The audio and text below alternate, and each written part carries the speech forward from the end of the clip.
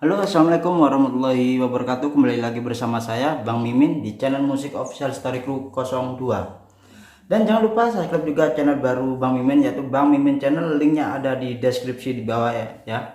Dan jangan lupa subscribe juga channel Bang Mimin ini, musik official Story Crew 02. Dimana kali ini Mimin akan membawakan novel The Story of Ye-chan lagi. Tidak lain tidak bukan yaitu The Story of Ye-chan, The Story of Ye-chan ya.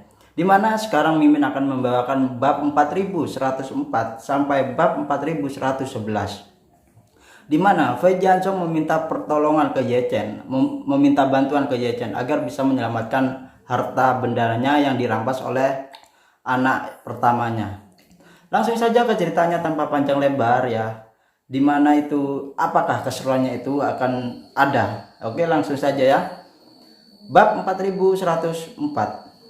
Pernyataan Laiken Hua membuat Fei Jianzhong tidak dapat membantah untuk sementara waktu dan hatinya bahkan lebih terkejut. Dan Laiken Hua sepertinya ingin membangunkan teman lama ini untuk selamanya. Jadi dia melanjutkan, "Jianzhong, kamu harus mengerti bahwa putramu tidak hanya merebut posisimu saja. Dia menghasut penjabat sipil dan militer untuk menggulingkan bersama dinasti. Keinginanmu untuk pil ini telah menjadi terobsesi dan mempersiapkan 200 miliar. Hanya untuk bersaing untuk mendapatkan pil itu. Pasti akan merangsang keturunan Anda dan pemegang saham lain dari dewan direksi Anda. Dengan kata lain, Anda seperti seorang kaisar tua yang tidak ragu-ragu untuk menukar kekuatan suatu negara dengan umur panjang di zaman kuno dulu. Keturunan Anda dan pejabat sipil dan militer Anda tidak tahan lagi. Dan mereka tidak hanya tidak mendukungmu, tetapi juga mereka tidak mempercayaimu lagi. Mereka bahkan menganggapmu sebagai tiran dan tiran yang bodoh. Mereka hanya ingin menggulingkanmu dan mengembalikan semuanya menjadi normal lagi. Pikirkan sendiri itu. Jika kamu sendiri tidak kehilangan kedudukan, semua orang, bagaimana putra sulungmu bisa mengambil kekuatanmu dengan begitu mudah dan sepenuhnya?" Omong-omong, Laiken Hua berhenti sejenak dan berkata dengan emosi, "Jianzhong, semuanya miliknya, sebab dan akibatnya. Kamu harus merenungkan dirimu sendiri." Pada saat ini Fei Jianzhong seperti disambar petir. Sebelum itu dia hanya tahu bahwa putranya lah yang merebut kekuasaan, yang mengambil alih dinasti yang telah dibangun dengan susah payah. Tetapi sekarang dia mengerti bahwa semua yang mengejar umur panjangnya yang tunggal itu, dia telah kehilangan fondasi dukungan dan kepercayaan pada dinastinya sendiri atau grupnya, keluarganya sendiri ya. Dalam hal ini, apalagi yang ingin Anda ambil kekuasaannya, itu hanyalah mimpi seorang orang bodoh. Memikirkan hal ini, Fei Jianzhong terdiam dan menangis. Dan Fei Kexin juga terbangun oleh kata-kata Laiken Hua waktu tadi. Dia berharap kakeknya bisa berumur panjang, jadi dia sangatlah mendukung pencarian kakeknya untuk umur panjang dan mendapatkan pil tersebut. Tetapi selain kesalehannya sebagai cucu Fei Jianzhong, sebagian besar dari ini juga didasarkan pada minatnya sendiri.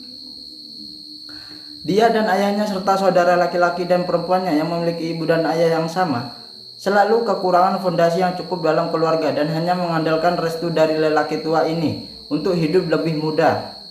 Jika lelaki tua ini meninggal lebih awal, ayahnya sebagai putra bungsu Fei Jianzhong hanya akan mendapatkan manfaat paling sedikit. Itulah inti masalah dari Fei Kexin. Saya ingin kakek saya hidup, tetapi itu tidak berarti bahwa orang lain berpikiran sama. Pada saat ini Ye-chan tiba-tiba berkata dengan dingin. Saat itu, ketika Raja Yanzhu dia memberontak dan mengusir keponakannya Kaisar Jianwen dari istana, dia masih kesulitan untuk tidur dan makan, dan dia menghabiskan seluruh hidupnya mencari keberadaan Kaisar Jianwen. Kamu sekarang juga berhati-hatilah agar putramu tidak membunuhmu sebanyak mungkin. Fei Jianzhong memandang Ye-chan dan tersenyum pahit. Dia seharusnya tidak begitu kejam. Dia baru saja menelpon dan dia memberi tahu saya, maksudnya, ya, selama saya tidak melakukan untuk kembali ke Amerika, biarkan aku menghabiskan sisa hidupku di Tiongkok ini, dan ketika aku mati, biarkan Kexin membawa tubuhku kembali ke Amerika untuk dimakamkan.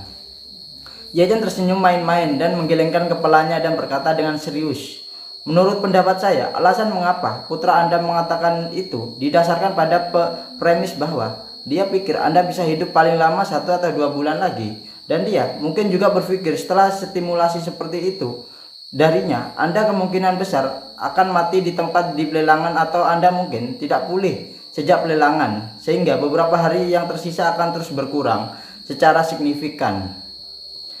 Omong-omongan Ye Chen menatapnya dan berkata dengan acuh tak acuh, "Jika aku tidak menyelamatkanmu sekarang, dia mungkin sudah mendapatkan keinginannya."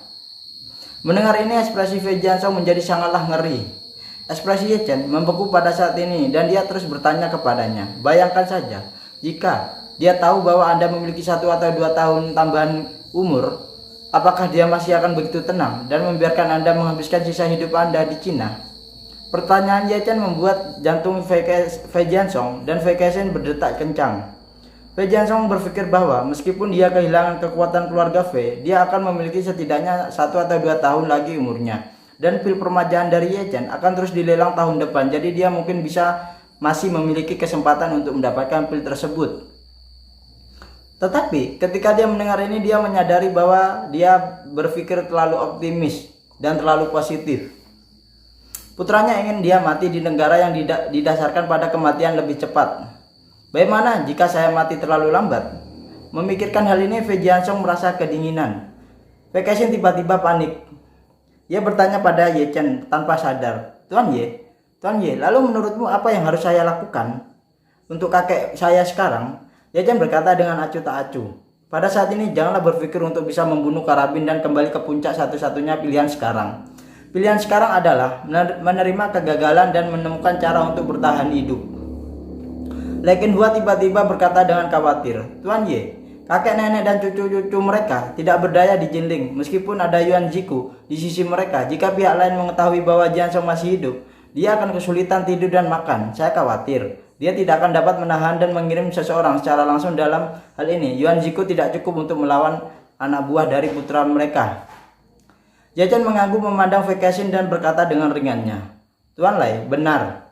Dan karena pihak lain bertanggung jawab atas hampir 1 triliun dolar properti, mungkin ada terlalu banyak ahli yang diam-diam dapat memobilisasi dan intelijen, kemampuan bahkan lebih tak terukur. Bahkan jika Anda dan kakek Anda ingin bersembunyi, mereka pasti tidak bisa menyembunyikannya." Fei Kexin tiba-tiba menjadi gugup. Tidak masalah jika dia tidak bisa kembali ke Amerika Serikat, tetapi jika pihak lain benar-benar kehilangan kesabaran dan ingin membiarkan kakeknya mati lebih cepat, dia sama sekali tidak punya cara untuk menghadapinya untuk sekarang. Pada saat ini, Lekin Hua tidak bisa menahan diri untuk memohon pada Ye Chen, "Tuan Ye, jika kakek nenek dan cucu-cucu mereka tidak memiliki siapa-siapa untuk melindungi mereka, saya khawatir akan ada banyak bahaya. Saya mohon Anda melihat bahwa mereka berdua tidak berdaya dan cobalah untuk memikirkannya sebanyak mungkin. Ini adalah cara yang pasti untuk membiarkan Jiansong menjalani sisa hidupnya dengan damai di Cina ini." Ye Chen berkata tanpa daya, Tuan Lai, saya telah memesan rencana untuk perjalanan dan saya akan pergi ke Amerika bersama istri saya pada akhir bulan. Bahkan jika saya menyerahkannya kepada orang-orang saya di Jinling untuk mengurus mereka, begitu pihak lain benar-benar menemukannya, bawahanku mungkin tidak dapat menyimpannya atau tidak dapat melindunginya. Fei Kexin melepaskan semuanya martabatnya saat ini, berlutut lagi dan berkata sambil menangis, "Tuan Ye, kakek dan saya sekarang putus asa. Tolong tunjukkan belas kasihan Anda dan setidaknya selamatkan hidup kakek saya saja. Untuk diriku sendiri, aku tidak akan mengganggumu. Tolong." Ye Chen tidak ingin ikut campur dalam urusan keluarga Fei karena dia juga tahu bahwa hal semacam ini di luar kemampuannya saat ini. Meskipun kekuatan pribadi mereka sangatlah kuat, tidak mungkin untuk selalu membawa kakek nenek dan cucu-cucu mereka di sisi mereka. Meskipun kekuatan yang dapat diandalkan saat ini tidak buruk, tetapi bagaimanapun fondasinya masihlah dangkal dan pasti ada celah besar dibandingkan dengan keluarga Fei. Apalagi untuk saat ini, saya belum siap untuk mengenali Anjia, apalagi mencari Anjia untuk urusan keluarga kalian. Meskipun masih ada Wan Long di tangan saya, dia tidak bisa membiarkan Wang Poujon mengambil prajurit Wan Long untuk diperebutkan, bukan? Organisasi tentara bayaran seperti Wang Long tampaknya sangatlah kuat, tetapi hanya bisa bertahan di celah-celah dunia ini. Jika istana Wang Long benar-benar pergi ke Amerika Serikat untuk memulai pertempuran dan itu masih menjadi musuh keluarga besar teratas di Amerika, saya khawatir itu akan musnah dalam hitungan detik. Memikirkan istana Wan Long, Ye Chen tiba-tiba punya rencana Bagus. Segera dia menghela nafas dan berkata, lupakan saja. Dalam situasi saat ini, kamu pasti tidak bisa tinggal di Jinling lagi, dan aku akan segera ke Amerika Serikat. Kamu komprehensif dan kamu akan lebih tidak aman di Jinling. Ketika saat itu tiba, setelah mengatakan itu, Ye Chen berkata lagi, baiklah, saya akan mengirim mobil untuk membawa Anda ke rumah sakit sebentar lagi. Dan kemudian diam-diam mengatur para prajurit Istana Malong untuk membawa Anda keluar dari rumah sakit dan kemudian membawa Anda langsung ke pelabuhan untuk mengambil perahu dan meninggalkan negara ini. Pergi ke Timur Tengah. Di Istana Malong kini telah mulai membangun pangkalan di Timur Tengah. Dan ketika Anda sampai di sana, kemungkinan besar mereka tidak dapat menemukannya, dan bahkan jika mereka melakukannya, mereka tidak akan dapat melakukan apapun padamu di Istana Malong itu. Istana Malong, Vacation mendengar 3 kata ini dan bertanya tanpa sadar, Tuan Ye, bukankah Istana Malong dan keluarga Ye adalah musuh? Ye Chen menenggus dan berkata dengan acuh tak acuhnya, itu adalah kalender kuning tua, dan sekarang adalah lebih dari 50.000 orang di atas dan di bawah Istana Malong yang semuanya setia kepada saya. Begitu Ye Chen mengucapkan kata-kata ini, Vacation dan Fei Jianxiong tercengang. Kata-kata Ye Chen yang bersahaja di telinga cucu dan kakek tua itu meledak seperti guntur. Kakek Jianxiong dan Vacation juga tidak pernah bermimpi bahwa ada desas-desus bahwa keluarga Ye yang telah kalah setengah dari properti mereka dari Istana Malong sebagai imbalan atas bantuan Wang Paozhong, penguasa Istana Malong. Tetapi situasi sebenarnya adalah kebalikannya. Keluarga Ye tidak hanya menyerahkan setengah dari properti mereka ke Istana Malong, tetapi Ye Chen juga membawa seluruh Istana Malong di bawah komandonya. Ini adalah kelompok tentara bayaran yang terdiri dari puluhan ribu orang. Meskipun kelompok tentara bayaran seperti itu tidak dapat dibandingkan dengan tentara Amerika, skala dan aktivitasnya tempurnya sama sekali tidak sebanding dengan keluarga kaya seperti keluarga Fei. Otak Vacation masih tidak bereaksi, tetapi Fei Jianxiong tiba-tiba menyadari dan berkata, tidak heran Tuan Yuan ragu ketika dia memasuki Venua dan mengatakan bahwa petugas keamanan di sini hampir semuanya adalah seni bela diri dengan basis kultivasi terendah, juga prajurit bintang 3. Dan yang lebih tinggi bahkan memiliki beberapa prajurit bintang 5. Ada begitu banyak masternya, bahkan tidak dapat dibandingkan oleh master-master lainnya. Saya pikir mereka pasti orang-orang dari Istana Malong. Ye Chen mengangguk dan berkata dengan jujur dan riang, itu benar. Kali ini semua prajurit di Istana Malong bertanggung jawab atas keamanan seluruh lelang ini. Tuan Yuan yang Anda sebutkan seharusnya adalah orang yang baru saja mengikuti Anda, kan?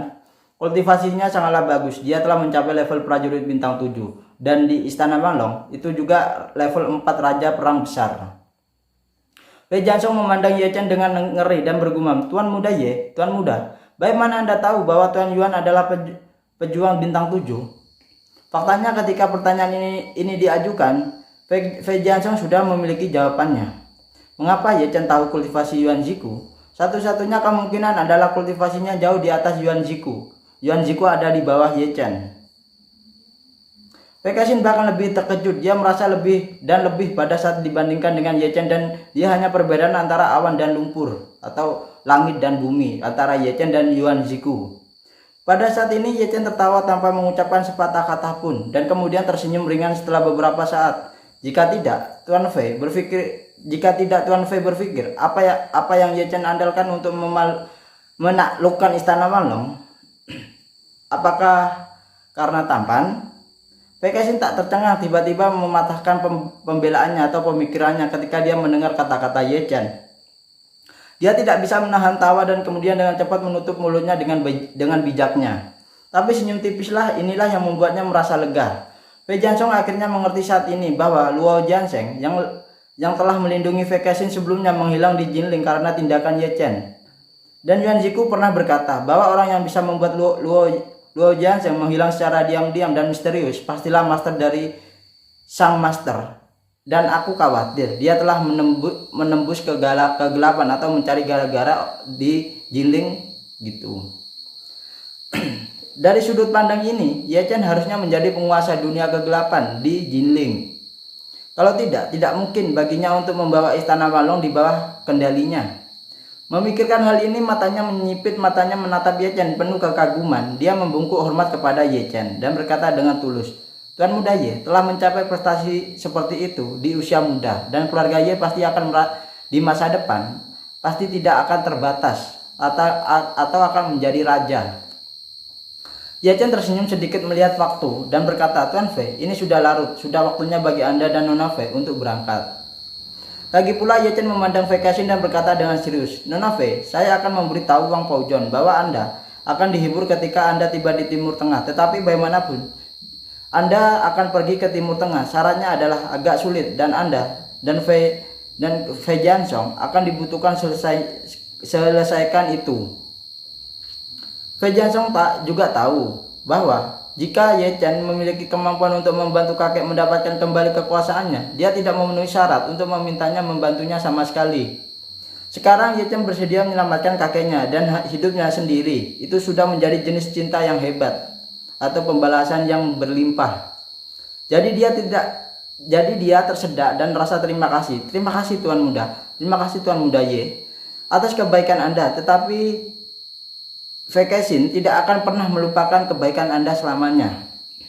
Ye Chen melambaikan tangannya dan berkata lagi, jalan ke Timur Tengah panjang. Anda menemani Tuan Fei ke rumah sakit terlebih dahulu. Dan saya akan meminta seseorang menyiapkan makanan dan kebutuhan sehari-hari Anda untuk membawa Anda ke kapal terlebih dahulu.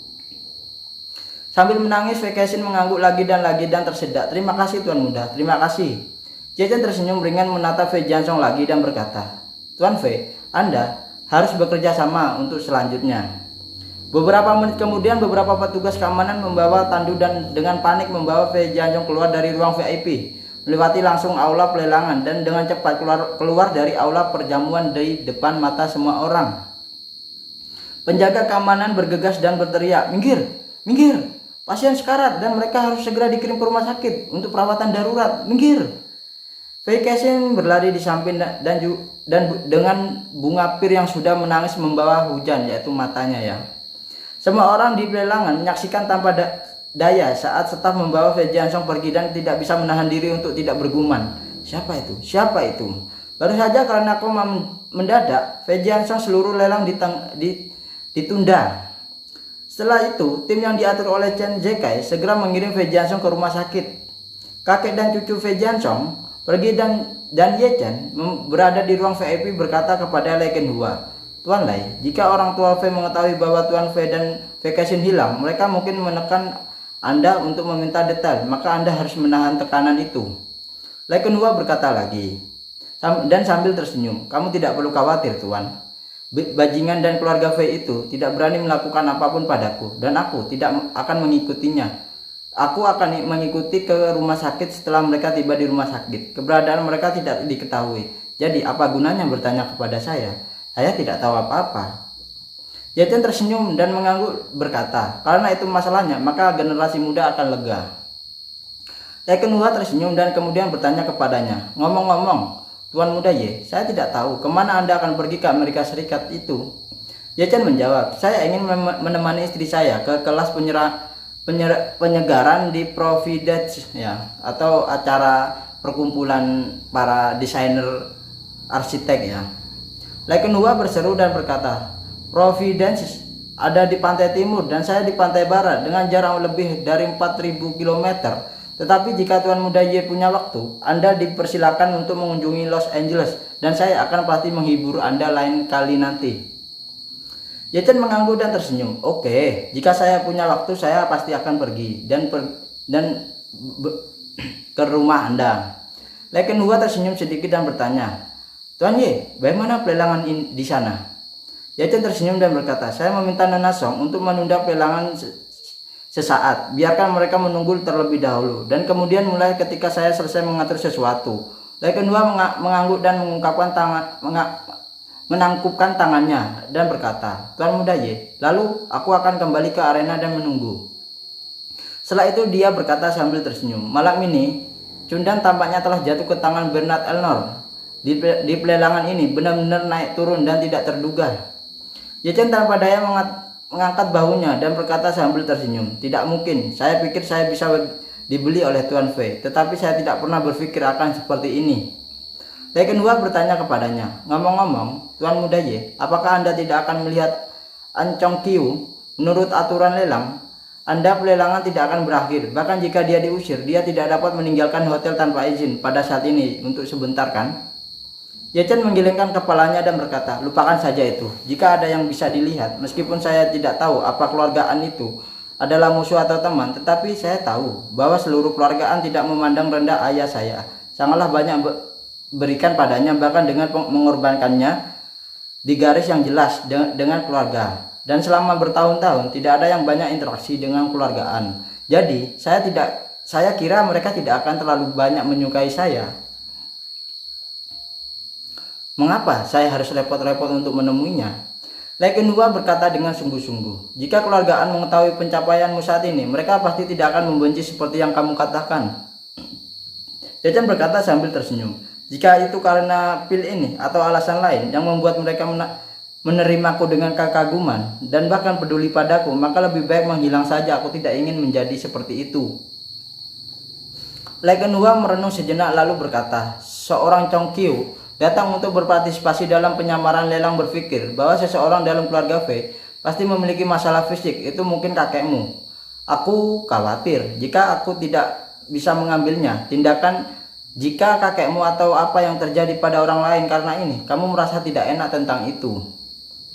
Ye Chen melambaikan tangannya. Itu tidak ada. Mereka kasar pada ayahku dan mempersulit ibuku dengan segala cara yang mungkin. Bahkan jika sesuatu terjadi pada salah satu dari mereka, aku tidak akan merasa buruk tentang itu. Dengan mengatakan itu, Ye Chen berkata acuh tak acuh. Selain itu, jika salah satu dari mereka benar-benar dalam keadaan darurat dan dia pasti akan datang dengan sendirinya daripada meminta pamanku untuk datang dan membeli pil tersebut. Jadi jika kamu memikirkannya, ada situasi nyata, situasinya tidak akan terlalu kritis. Dalam pemandangan Ye Chen, karena tidak jelas apakah keluargaan adalah musuh atau teman, tidak perlu baginya untuk secara aktif mengungkapkan identitas asli Ye Chen atau tidak mau terlalu berinteraksi ya. Adapun siapa di keluargaan yang membutuhkan pil itu dan dia ingin mengeksplorasi untuk saat ini, Lei Kenhua juga merasa bahwa apa yang Ye Chen katakan sangatlah masuk akal. Karena keluargaan dapat membiarkan An Chong Qiu datang untuk mencari tahu kebenarannya. Itu benar-benar membuktikan bahwa kebutuhan mereka akan pil itu tidaklah begitu mendesak atau masih ada waktu ya.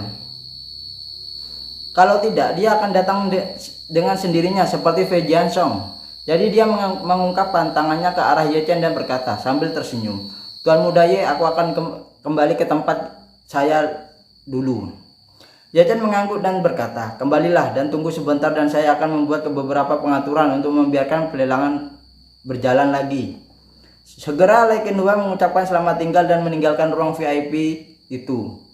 Setelah Lei Kenhua pergi, Ye Chen mengangkat telepon dan memanggil He Ziqiu yang bertanggung jawab atas pengiriman Yisu. Setelah panggilan itu, dia bertanya langsung kepadanya, Ziqiu, apakah ada kapal yang pergi ke Timur Tengah baru-baru ini? Ya, He Ziqiu berkata dengan tergesa-gesa, bentuk makanan pertama yang Anda janjikan untuk diberikan ke Surya setelah dimuat di pelabuhan Haiqing dan akan berlayar dalam 2 hari ke depan. Ye Chen segera berkata, Anda dapat memilih kapten yang paling dapat dipercaya dan kru dan insinyur yang diperlukan sekarang. Dan biarkan mereka memulai persiapan sekarang. Cobalah untuk berlayar malam ini. Saya akan membiarkan para prajurit Istana Wanglong membawa 2 orang nanti. Ketika saatnya tiba untuk membawa kapal ini ke Timur Tengah, kita harus menjaga kerahasiaannya dengan baik-baik. He Ziqiu mendengar perintah dari Ye Chen dan tidak menanyakan detail apapun dan segera dia berkata, Oke, Tuan Ye, saya akan membuat pengaturan sekarang. Waktu tercepat adalah berlayar dalam 2 jam kapan orang yang Anda inginkan akan datang dan kirim ke sini. Ye Chen melihat waktu dan berkata, saya akan mengatur helikopter untuk mengirim mereka ke sana. Jika cepat, itu hanya akan memakan waktu 1 atau 2 jam. He Ziqiu berkata dengan rapi, kalau begitu, aku akan mengaturnya sehingga mereka siap untuk berlayar. Selain itu, aku akan membiarkan mereka memisahkan tempat tinggal kapal menjadi 2, dan tidak seorang pun dari mereka akan diizinkan pergi ke yang lain setelahnya. Oke, Ye Chen berkata dengan puas, kalau begitu kamu membuat pengaturan terlebih dahulu. Dan aku juga akan menyiapkan orang di sini. Ketika saatnya tiba, aku akan meminta orang untuk menghubungimu untuk membahas detailnya. Oke, Tuan Muda.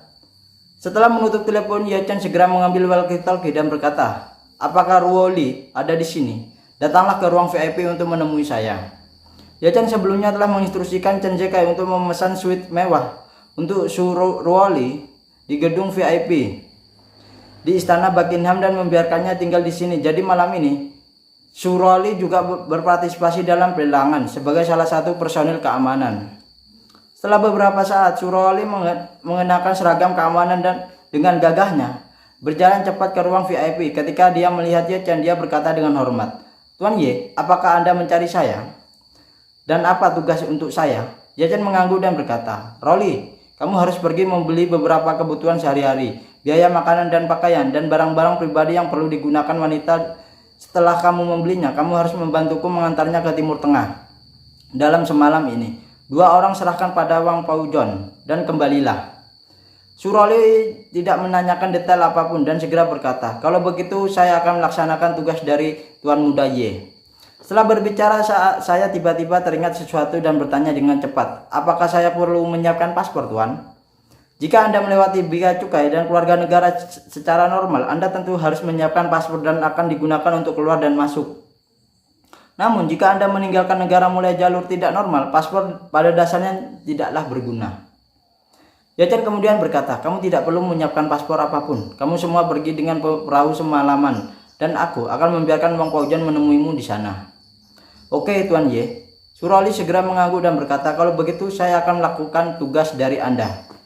Setelah semuanya diatur, Ye-chan kembali ke ruang pemantauan. Di ruang pemantauan saat ini dia dapat dilihat bahwa situasi lelang sunyi dan semua orang dengan sabar menunggu lelang dilanjutkan. Tetapi Bernard Elnor mengaruk kepalanya dengan tergesa-gesa dan bingung dia. Suasana hatinya naik ke tanah beberapa kali malam ini dan akhirnya mencapai puncaknya pada saat Fei Jianzhong mengumumkan absennya dan mengundurkan diri. Tetapi seiringan berjalan waktu, suasana hatinya mulailah merasa cemas lagi karena takut masalah ini akan terjadi lagi untuk kemalangannya. Pada saat ini Song Wanting akhirnya mendapatkan saran Ye-chan dan berkata kepada mikrofon, "Semua orang pada nomor 035 dia dikirim ke rumah sakit untuk perawatan darurat karena sakit mendadak karena dia sendiri telah mengumumkan untuk menyerah dan kompetisi pil tersebut terakhir. Pil ini kali ini kesempatan untuk membeli akan diisi oleh nomor 016. Ketika Bernard Elnor mendengar ini, dia mengepalkan tinjunya dengan gembira dan melemparkan beberapa pukulan ke dalam kekosongannya. Jika bukan karena takut melanggar aturan, dia akan berteriak beberapa kali untuk mengungkapkan kegembiraannya. Song Wanting menatapnya saat ini dan bertanya, "Nomor 016, apakah Anda bersedia membeli pil ini untuk terakhir kalinya seharga 72 miliar? "Ya, saya bersedia," Bernard Elnor berseru dengan penuh semangat. "Tolong hubungi saya akan mengatur pembayaran sekarang." Song Wanting mengangguk dan berkata, "Nomor 016, karena kamu telah menginformasikan, maka kamu secara alami adalah kandidat pertama yang membeli pil peremajaan secara utuh dengan harga 72 miliar. Berbicara tentang ini, Song Wanting menambahkan, "Namun pemilik pil ini baru saja menginformasikan satu hal kepada saya. Siapapun yang membeli pil ini akan membayar harga lelang yang berhasil. Hanya Anda masih perlu melakukannya. Hanya satu putaran distribusi dapat membeli pil peremajaan ini." Pemenuhan lagi, Bernard Elnor hampir pingsan dan dia berkata dengan wajah sedih, "Sebelumnya kalian berdua anggota staf telah membiarkan saya memesan barang lebih dari 300 juta dolar. Mengapa Anda ingin saya memesan barang lagi?" Penonton di tempat kejadian juga sedikit terkejut. Mereka belum pernah mendengar tentang persyaratan untuk mendistribusikan barang. Saya tidak tahu mengapa mereka tiba-tiba membiarkan nomor 016 mendistribusikan barang lagi. Namun ketika banyak orang ingin mengeluh tentang nomor 016, seseorang tiba-tiba mengenalinya dan berkata, "Bukankah 016 ini adalah Bernard Elnor? Dia adalah penemu sistem distribusi barang mewah." Segera setelah itu seseorang menjawab, Ya Tuhan, itu benar-benar dia. Istri saya telah mengalokasikan puluhan juta euro untuk distribusi di toko mereknya."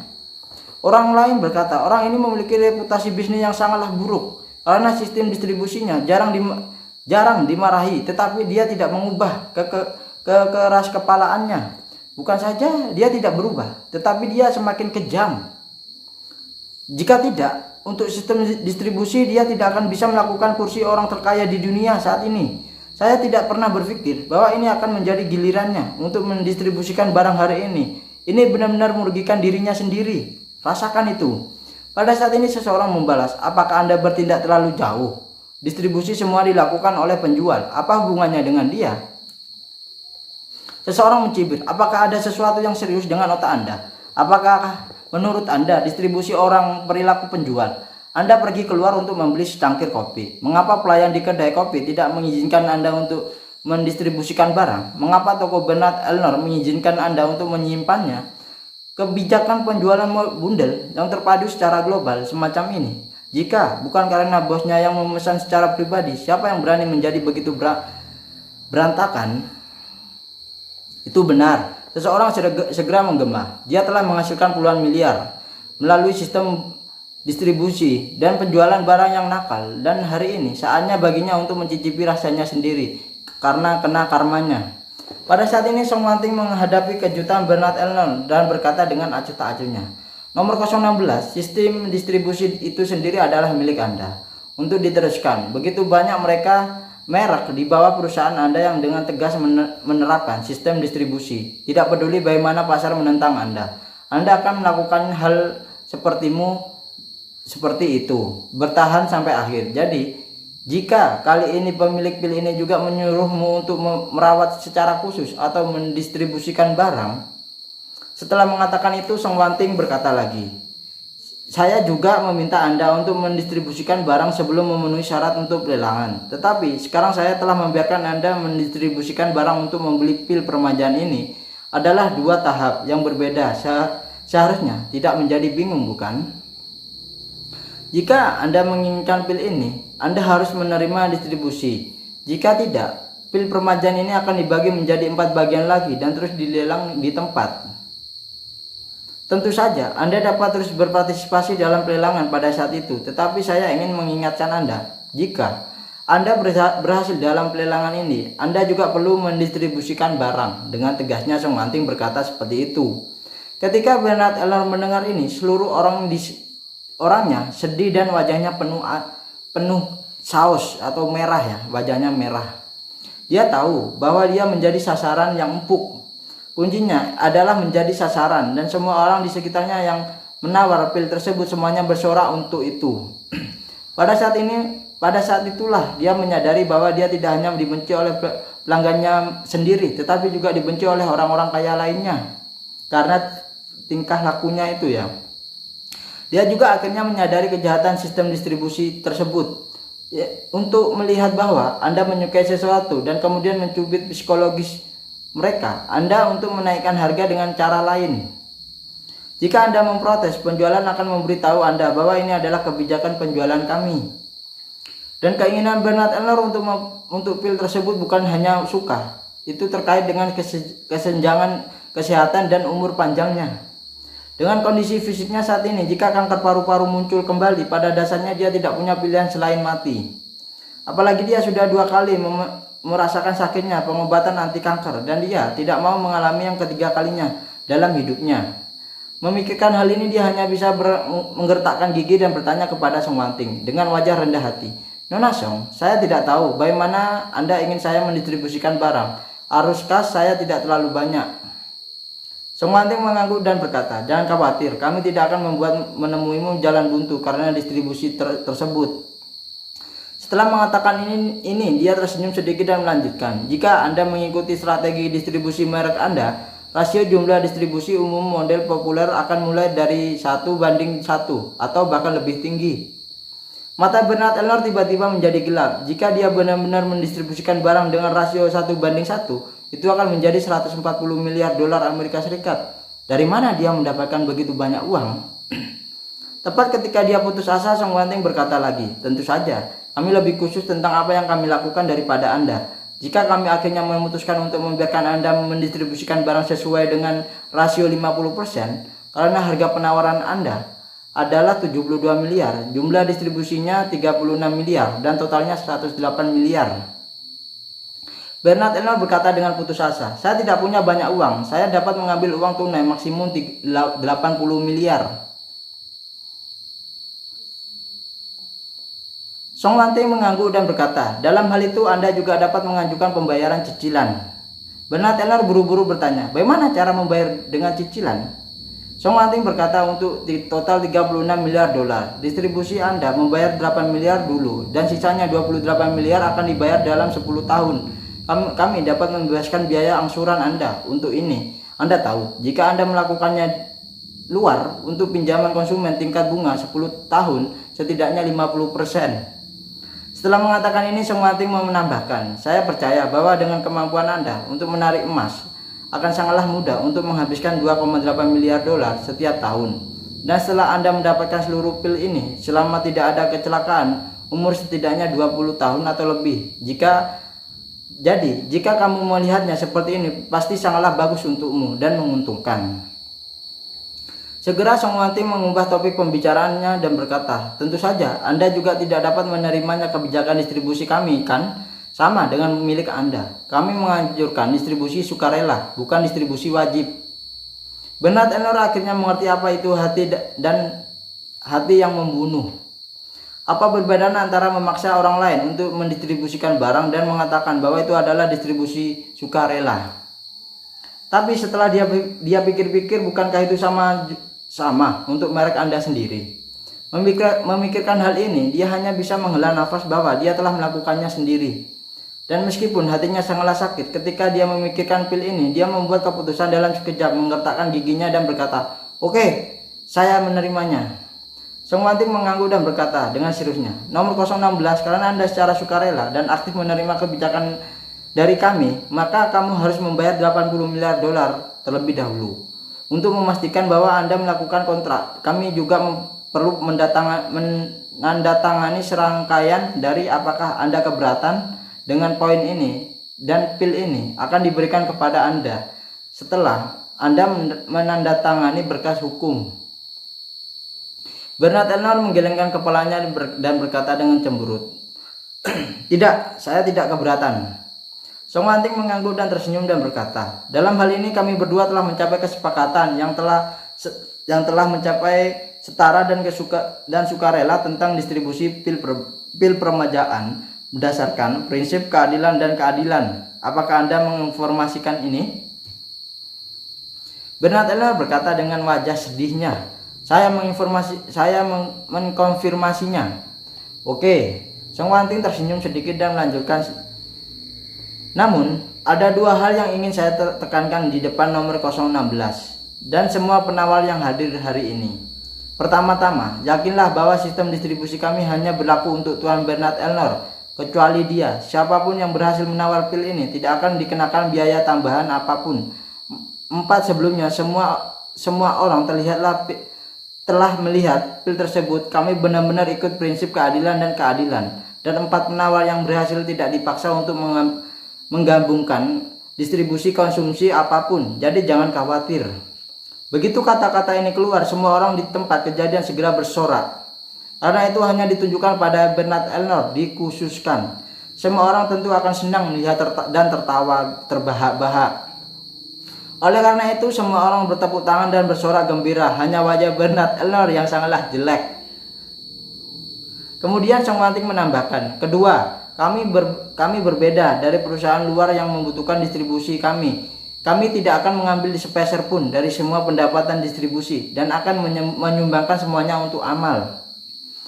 Setengahnya akan disumbangkan ke daerah-daerah miskin di Cina yang akan khusus digunakan untuk memecahkan masalah anak-anak usia sekolah dan remaja di daerah-daerah miskin serta anak-anak remaja yang putus sekolah.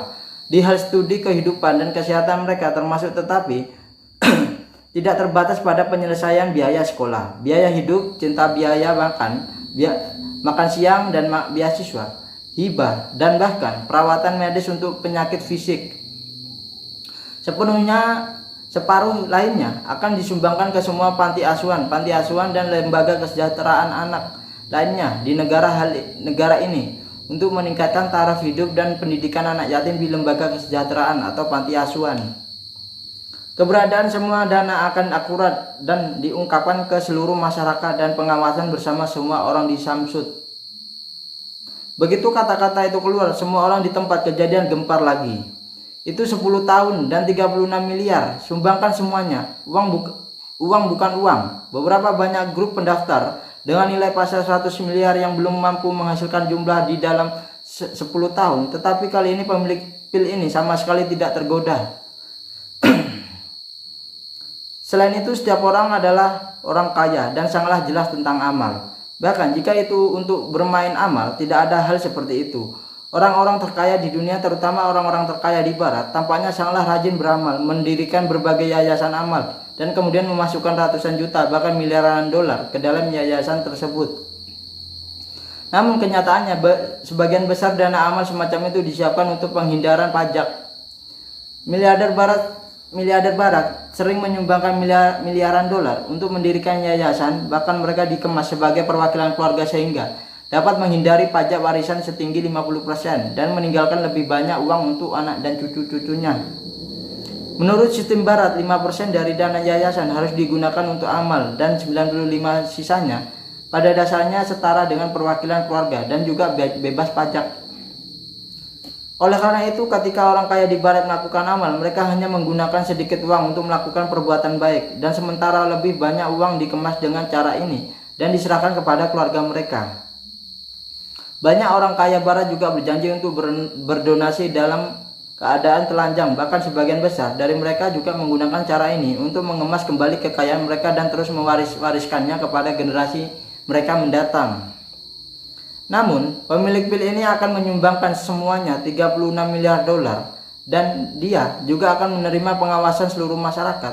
Ini benar-benar menakutkan. Nah, itu ya untuk bab 4104 sampai 4111, di mana ternyata yang mendapatkan pil itu adalah Bernard Elnor. Tapi dengan syarat Bernard Elnor harus mendistribusikan barang, harus membeli barang lain untuk mendapatkan barang ini ya. Jadi, dan ternyata dia disuruh menyicil sisanya ya, disuruh nyicil selama 10 tahun. Apakah Bernard Elnor sanggup dan apa kelanjutan ceritanya dan dibawa kemana V. Jansson dan V. Cassin?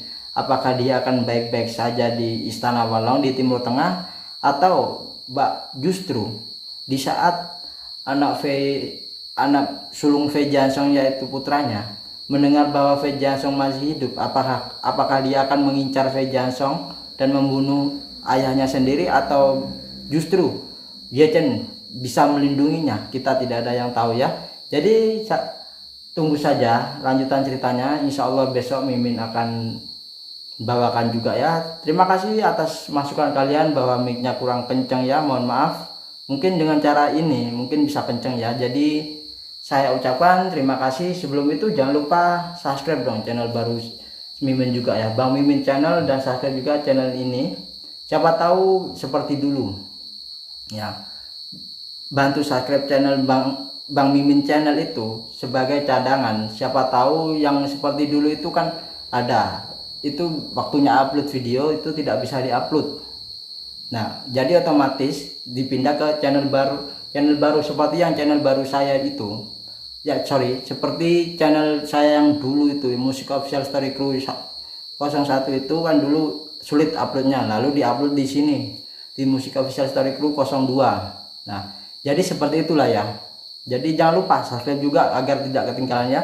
Terima kasih dari saya, wabillahi taufiq wal hidayah. Wassalamualaikum warahmatullahi wabarakatuh. Salam dari Bang Mimin. Jaga kesehatan, jangan sampai lupa makan, jangan sampai sakit. Oke, jangan dipikirkan soal yang jomblo, karena jomblo itu bukanlah kutukannya, karena belum ketemu yang terbaik. Bye bye.